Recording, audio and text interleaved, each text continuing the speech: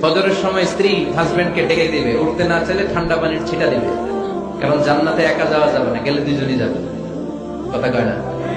দুইজনেই জান্নাতে যাওয়ার দরকার আছে না নাই? আপনি একা জান্নাতে যাবেন, ভাবি জাহান্নামে, এটা আপনি চান? জি না, আওয়াজ নাই আমগো গলায়। আপনি এটা চান? ভাবি একা জান্নাতে যাবে, আপনি যাবেন না, এটা ভাবি চায়? চায় না। তাহলে গেলে একসাথেই যান না, একসাথেই যান, একসাথেই যাবেন, আলাদা না। এজন্য আল্লাহর আনুগত্যে, আল্লাহর ইবাদতে, দাম্পত্য জীবনে একে অপরের সহযোগী হতে হবে। স্বামী ভুল করলে স্ত্রী সুন্দর করে শুধরে দিবে, স্ত্রী ভুল করলে স্বামী শুধরে দিবে। অনেক স্ত্রী আছে হাজবেন্ডের খালি সন্দেহ করে, ওদিকে তাকাইলে কেন, ওই মেয়ের দিকে তাকাইলে কেন, মোবাইল দেখি, মোবাইল দাও, ফেসবুকের পাসওয়ার্ড দাও, ঢুকে দেখি মেসেঞ্জারে কার সাথে চ্যাট করছে, এই অফিসের ফাইল দেখি, এই এটা দেখি, এই তোমার ইনবক্স চেক করবে, এদিকে দাও। আছে না নাই?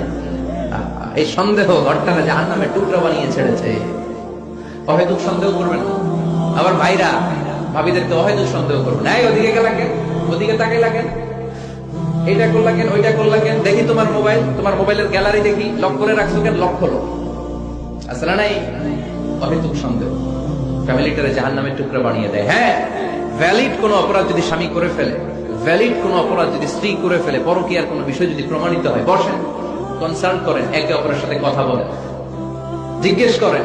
কিন্তু অহেতুক, আমি অনেক ফ্যামিলি এরকম দেখেছি, আমার কিছু বন্ধুকেও আমি দেখেছি যে এদের অবস্থা খুব খারাপ, খালি সন্দেহ করে। আসলে নাই, সন্দেহের রোগটা বড় রোগ, এই রোগ থেকে বেরিয়ে